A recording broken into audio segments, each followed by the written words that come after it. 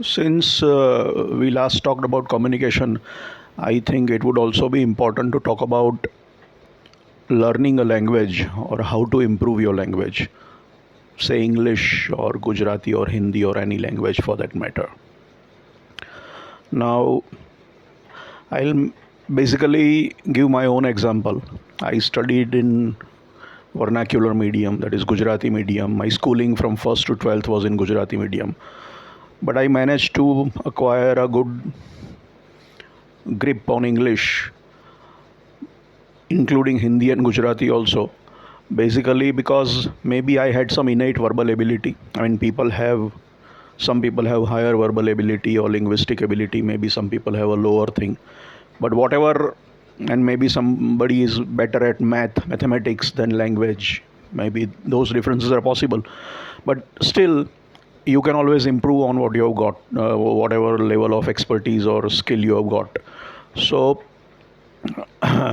though I was studying in Gujarati medium, I was interested in English. Natural interest was also there. Aptitude probably was there.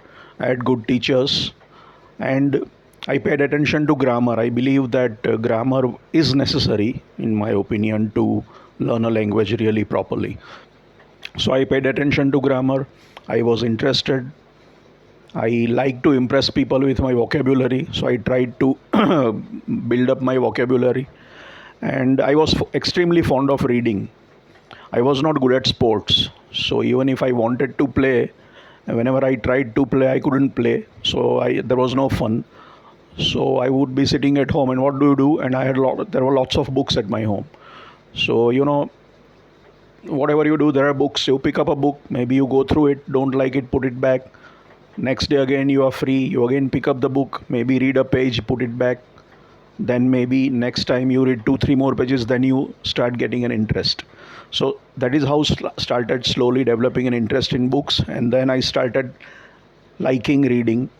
And initially it started with simple novels, bestsellers, whodunits, those kinds of books which are catchy, interesting, unputdownable page turners essentially. So it's not too difficult to get hooked to them or addicted to them. So I became addicted to reading. Then I also read a little bit of literature later on, some heavy bit of reading. But that interest in reading really helped me in developing my language, improving upon my language, improving upon my vocabulary and all that. That's how I picked up. And despite studying in Gujarati medium, I managed to acquire good English skills, language skills, I think. I was interested in all languages basically. I was good at verbal aptitude, so I was good at Gujarati also, good at Hindi also. So I think it has to do with that. I mean, I if somebody says I'm good at Hindi but not good at English, then I say that's not possible. Simply say you have 500 good Hindi words. Your vocabulary is 500 words or 5,000 words. It's like transferring alternating current to direct current, AC to DC or DC to AC. Just press a button and those 500 Hindi words become 500 English words with the help of Google or dictionaries or stuff like that. So if you are good at Hindi, then not being good at English doesn't work. Either you are good at languages or bad at languages. But there can't be selective this thing that you are good at one language but not good at the other. I think that is just psychological, and many people have this fear of English, especially in Gujarat and Surat and other places. So it has more to do with a psychological fear or hesitation or feeling that it's too difficult. And language doesn't have much to do with IQ per se. I think higher mathematics might require more IQ than language, I think.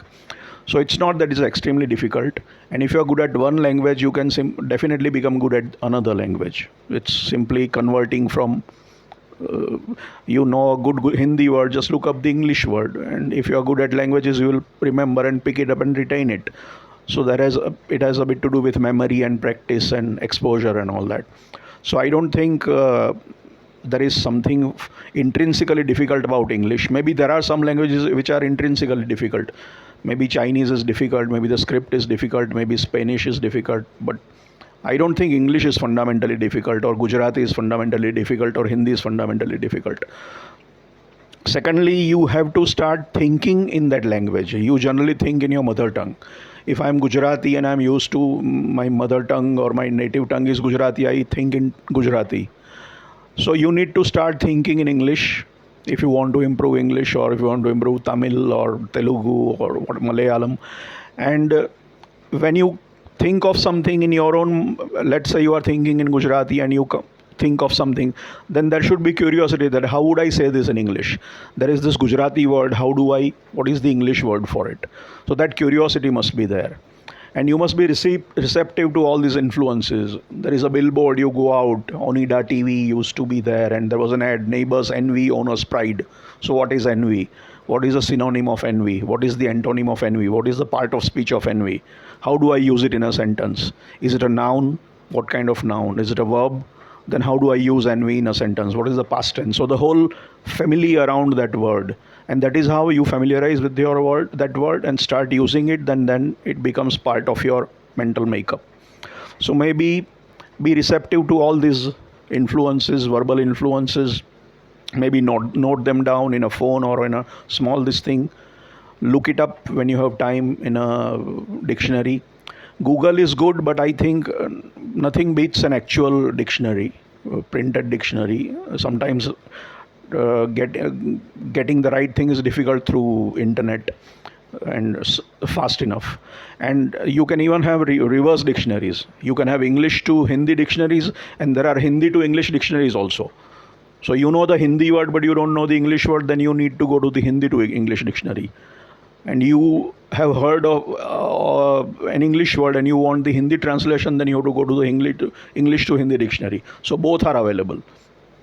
So basically, try to capture, if you want to learn a language, read books first, then magazines, then newspaper articles, print, of course, internet also is there. Then conversation comes later, that is practice and all that, trying to speak in that language with a group of friends and all that.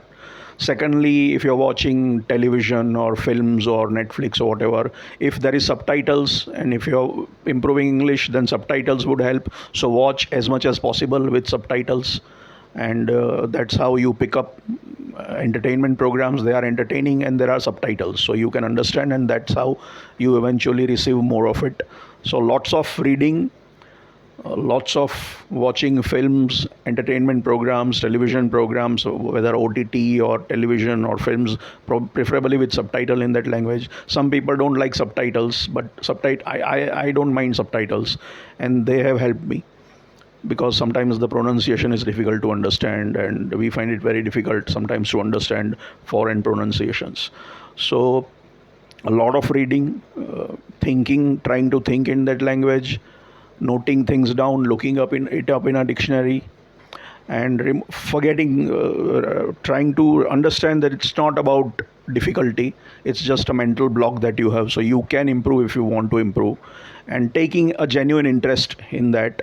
Be in love with words. You have to love words and literature and all that, then it will automatically happen. You start developing, and you have to cultivate that habit. Reading is also a habit that can be cultivated, and then once you are hooked on it, then you don't need to worry. It's like intoxication. If you are, I can't put books down. Once I'm hooked onto a book, I find it impossible to put it down till I have finished it.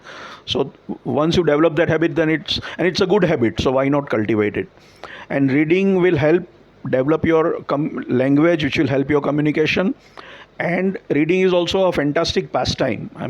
If you are left stranded on an island with nothing to do, and if you have a supply of books, then you don't need anybody except food and water, right? So you don't need people. If you have books, you can pass your time fantastically. So that's one fantastic advantage of books. Kill your time, learn language, of course learn other things as well, because books can give you a lot of entertainment and education and knowledge and information. So reading is one of the things that really helped me out. So I think, and then of course taking help from institutes and going to some classes and all that would definitely add to it. But you have to be involved in it yourself. You can't just depend on somebody to teach you. You have to really get into it, and it takes time. It doesn't happen overnight or in a few months, So Basically, a lot depends on yourself. So learning a language is important because we talked of communication. So I thought I should share it, and I should share my personal experience, and I have done it, and I am satisfied with the results that I have achieved. So if I think I can do it, many others can also do it. Thank you.